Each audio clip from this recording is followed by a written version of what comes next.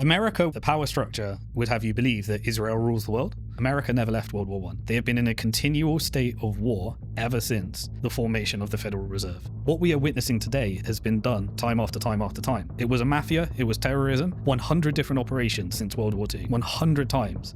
That is who the CIA, that is who the deep state is. And it sits under military, and those military are public companies and controlled by the asset managers. This is a criminal network that is more powerful than government. People think Trump is like independent. No, these nodes which are now coming home, which no longer can be propped up. And that's the change that we're witnessing right now. Bitcoin is a boycott from the Federal Reserve, from BlackRock, from the banks. And that's why they don't want you to have Bitcoin in self-custody. They want you to own it through their ETF. Archie. America would have you believe, the power structure would have you believe that Israel rules the world.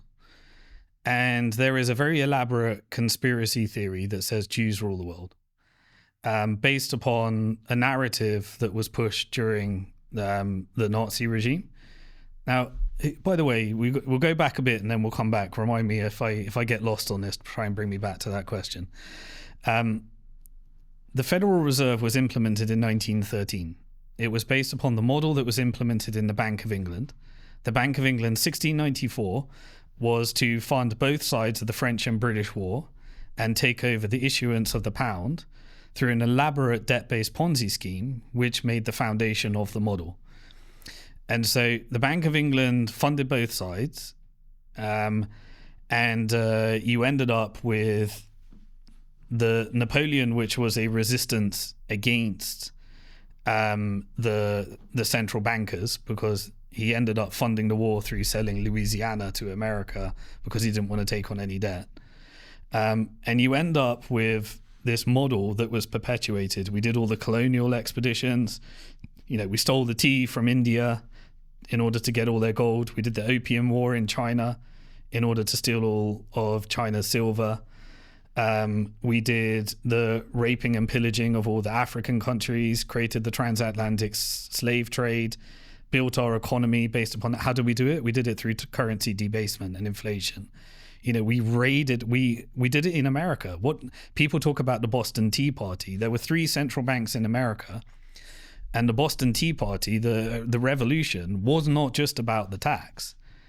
It was about that we debased, that we actually printed their fake currency and flooded the economy through inflation in order to destroy the economy so we could take down the local banks. This has always been what we are witnessing today has been done time after time after time. So then in 1913, you get the installation of the Federal Reserve under very questionable things. You read the Creature from Jekyll Island if you want to understand, how that came to be.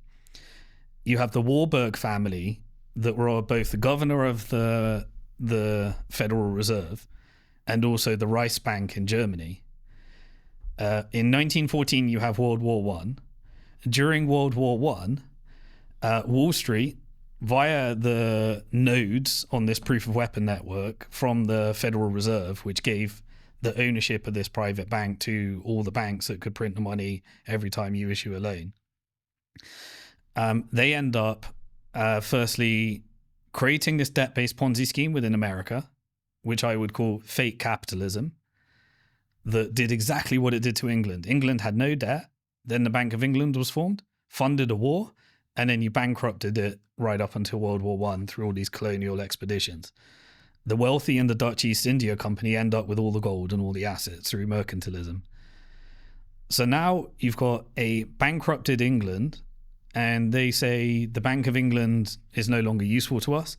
Let's stick all the gold in America. So let's create the Federal Reserve. The Federal Reserve then starts its scheme to take a country that had very low debt and turn it into $37 trillion that it is today. Ever since the Federal Reserve, in 1914, you had World War I. America never left World War I. They have been in a continual state of war ever since the formation of the Federal Reserve. Whether it be 100 different covert wars, whether it be the Cold War, whether it be the Korean War, the Vietnamese War, the fake war on terror, which they engineered, all of the Middle Eastern wars, all of the all of the African wars, all of the Latin American war, continual, never stop. What we are witnessing in Gaza has been done covertly without you seeing it on camera, time and time again. That Bank of England to today, there were studies done that estimate 200 million people have died from the Bank of England to today in continual state of wars. Now, what happened in 1914? You created fake capitalism in America based upon a debt-based Ponzi scheme. You also funded the Bolshevik Revolution, which overthrew the Russian Tsar and replaced it with the Soviet communist regime.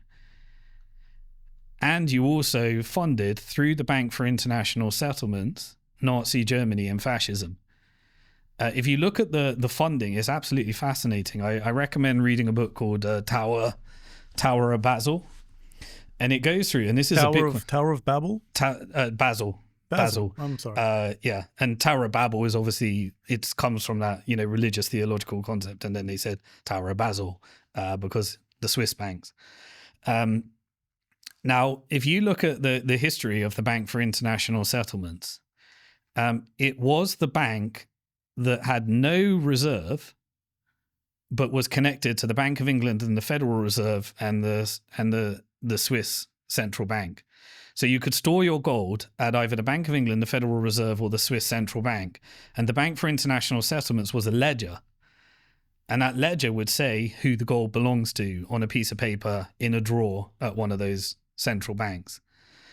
And so when Hitler invaded Czechoslovakia, the Bank for International Settlements would contact the Reichsbank and say, hey, this is now our gold.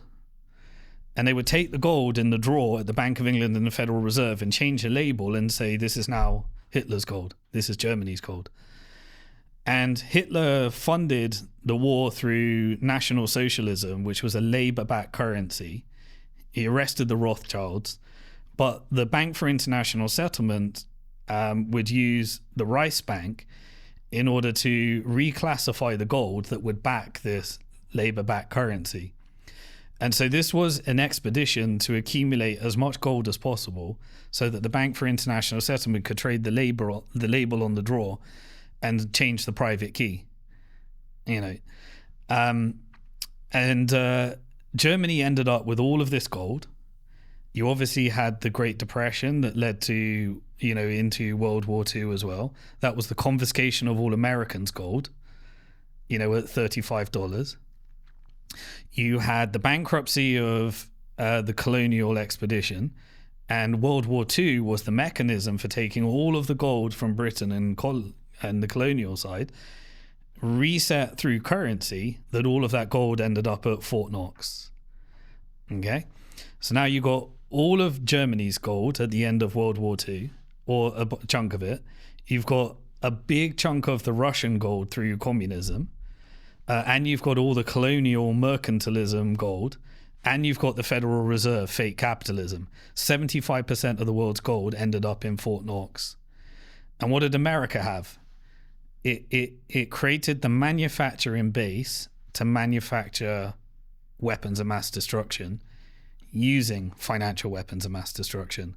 So they used finance in order to engineer creating all of those wars, selling all of the weapons, and then it took you into World War II. And what was the end of World War II? Right, we have 75% of all the gold. Everyone is bankrupt. We've just got the Soviet Union, which we funded. And so now we profit from capitalism, fascism, and communism. And we can fund every side. So what do? We fund the Cold War. And what is needed in order to build these financial weapons of mass destruction? Okay, so firstly, let's meet at Bretton Woods. And the first thing we need to do is persuade every single country that will sign up for this to have their currency no longer gold-backed, but convertible to the dollar. And then we've got all the gold in Fort Knox. So if ever you want, you can change your currency. You can buy dollars and then we'll give you some gold. And it created this eternal bid on the dollar. So everybody said, all right, yeah, fine. We can sell our currency. We can print our currency, sell our currency, buy dollars. And you know what? When we've got our dollars, we probably want some yield on it. And so what will we do? We'll lend it back to you. We'll buy some treasuries. And then America had this revolving bank account. They call it a dollar milkshake theory, where it would suck up the world's gold, inflate away everyone else's currencies, everyone else's savings. They would go through severe inflation. And then they would create an organization that could send financial weapons of mass destruction around the world, the World Bank and the IMF. So now you had the Bank for International Settlements, you had the IMF, you had the World Bank.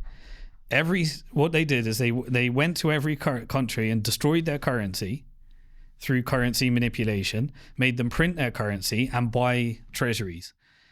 And if you didn't do it, we'll fund a colored revolution and overthrow your government and replace it with a government that's right for us.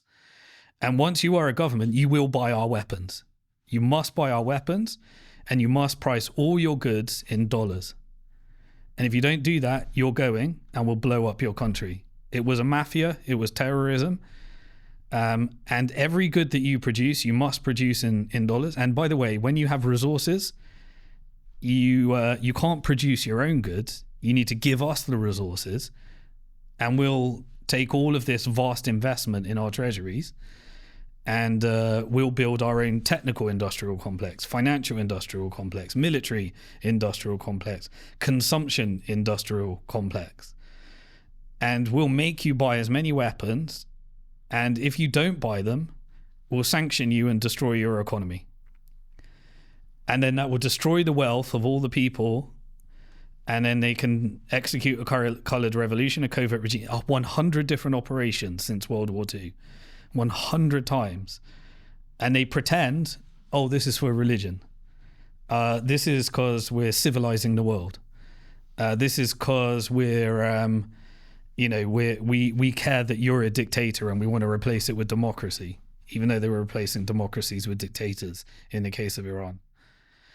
And so they would fool the world into this scheme, but they had all the gold. And through this mechanism, you ended up with the military-industrial complex.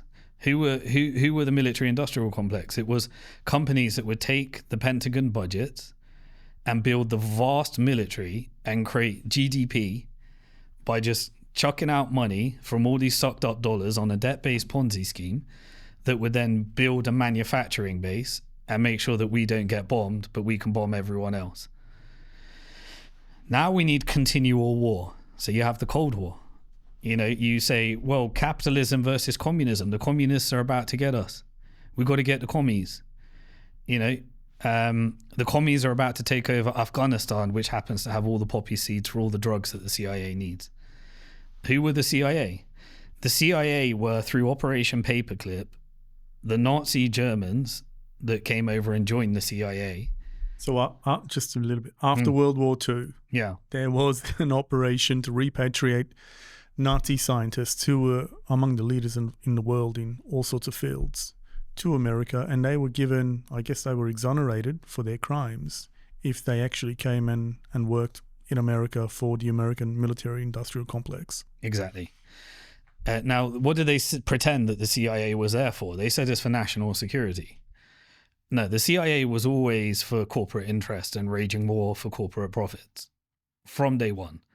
There was a 10% that might be national security, but 90% was, if you want a company to get the resources that it needs, i.e. originally it was like the Banana Republic and the banana, trade in Central and South America, then we will exert a regime change through the CIA, and the negotiation will get you everything you want, and we'll put a puppet in charge, that gives us everything we want. And the CIA was a partnership between those Nazi scientists to build the military-industrial complex And then they needed the security and the finance. The security was the Italian mafia, which was a faction of power in America at the time. And it was the Jewish mafia. Now, when I say that, there's this word Jewish that people suddenly think you're talking about all Jews and you're anti-Semitic. Just like I say Italian mafia, there is a group of Italians that were in the mafia, and there were 99% of Italians that weren't the mafia. So when I say Jewish mafia, there was a Jewish mafia as a faction of power in America. When they called mobbing, I mean, this is well established and well documented. It's not a figment of someone's imagination. There did exist ethnic factions within the underworld and crime factions, and one of them was Italian. Obviously, another faction was Jewish as well in America. Yeah. Mm-hmm. So you combine those all together and you have the CIA. Now they need money. What did they do? If you want to understand how they created the money laundering network that still exists today, they'll tell you that it doesn't. Read a book by Paul Williams called Operation Gladio. It was done through the Vatican Bank, the Italian mafia connection. And so the Vatican Bank was created a banking operation which would get 15% of all the revenue from the crimes that they were committing. And those crimes were human trafficking, weapons trafficking, drugs trafficking, and sex trafficking. And all of those were happening, and it created a black operation, a fund that existed outside Congress where you could commit crimes against humanity. And then they put nodes of this proof of weapons network all around the world. There's one in, Ukraine is one of them that separated Europe and Russia. Taiwan is another one that separated China and Western interest. Another one was South Korea during the Korean War that separated, Korea, North Korea, and other parts. And one of them was Israel. And so during World War I, when the UK and Winston Churchill were bankrupt and needed to fund World War I and transfer all the gold over to Fort Knox in America eventually, they took loans from the Zionists. And the Zionists in exchange said that we will give you a Jewish state in Palestine. We'll plonk you on top of Palestine. And that was our promise to you. And it was declared to Walt Rothschild. And so Walt Rothschild had that declaration. World War I ends in 1918. Then we have the Great Depression in between, confiscation of gold. Then we have World War II. Then we have the creation of the CIA, which was a replica of MI6. And the British intelligence from the British Empire. Then you have deals that were signed between the Zionists and the Nazi regime to take 60,000 German Jews and plonk them in Palestine. Now, immigrants were welcome at the time. Like there was, at that time, it was previously the Ottoman Empire, and then Britain, through its colonial expeditions, had occupation. And then we entered into this territory, and they basically just started pushing Jewish people, mainly from prior to fleeing the Holocaust and then after the Holocaust. And then they would commit terrorism all around the region so that all the Jewish people would believe that they're in fear and that they, from all their history and persecution. And when you joined Israel, which started on terrorism, Haganah, all of these groups, look them up on Wikipedia. They basically did all these false flag operations, covert operations, in order to make it look like the Egyptians did it, but it was them that did it, so that they could blame them, escalate the war, and all of these different things when you look at that moment in history. But essentially, they needed, America and the British Empire needed a destabilization force to prevent the Arab countries ever unifying in an Arab League around their oil, because then they could compete with the dollar. And they needed oil to be priced in dollars, and they needed an army. And so they weaponized religion. They radicalized the evangelical Christians in America to believe you needed to protect Israel, the country, and the political regime, rather than Israel, the prophet, in the scriptures. And And then you had this crazy thing where all the Jews were so scared that they'd go to Israel, and you had to join the IDF, and you'd have to engage in the ethnic cleansing of Palestinians for a minimum of 3 years. And so you built an army. And this is an army that is radicalized into believing they're in a fight for survival, and therefore they need to ethnically cleanse the Palestinians. This is still raging on today, but Israel became a weapon for the military-industrial complex.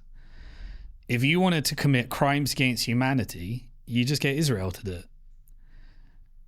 Follow the money. People say Israel rules the world, right? This is a plausible deniability story.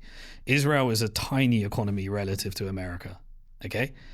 They print the Pentagon budget based upon a narrative. It's the war on terror, it's the Iranians, it's the Iraqis.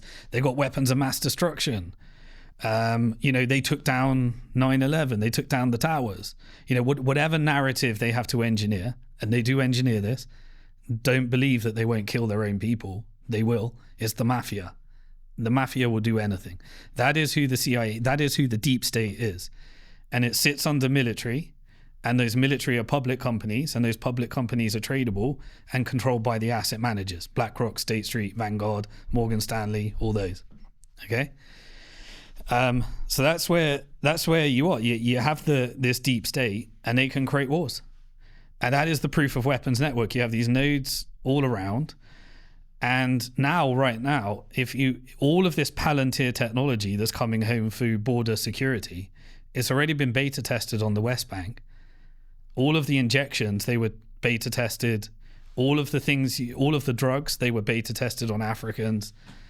Like, this is a criminal network that has more powerful than government, that has budgets that sit outside any congressional or constitutional or democratic process, quote unquote democratic, and they run the shops. Governments, you can't be a president unless you bow down to this network.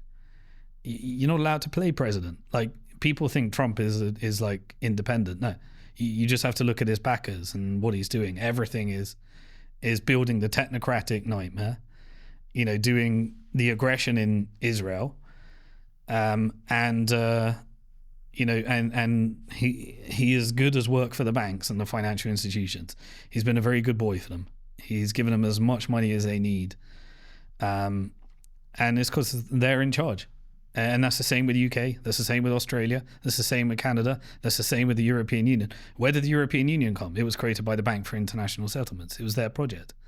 It was to turn Germany get rid of all those competing currencies, consolidate it into the European Union, have unelected officials and a European central bank and a single currency, so that you could essentially use organizations that were created after the Cold War, during the Cold War, NATO. And NATO would be a sales strategy for the military-industrial complex. You can see it right now in Ukraine. Keir Starmer is just sending $3 billion every year to Ukraine. That goes to an installed politician called Zelensky that was installed in 2014 as a result of a CIA covert regime change. The USAID is funding the BBC and all of the media to push out this narrative. We're told that we're defending democracy. They print the money. They take their cut off the top, and then it goes straight back into printing GDP for American companies and pushing up the stock market. And that's what they need to do to keep turning it over.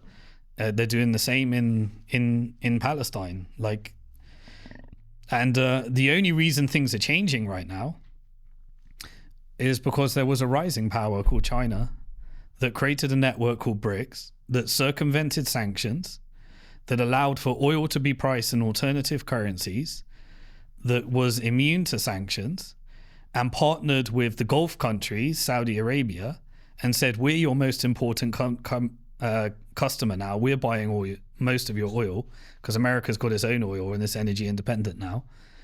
And so therefore, why don't we align BRICS with China, SCOs, Shanghai Cooperation Organization, and all of the exporting countries, ASEAN, Taiwan, Vietnam, not Taiwan, Vietnam, Cambodia, all of these different exporting countries.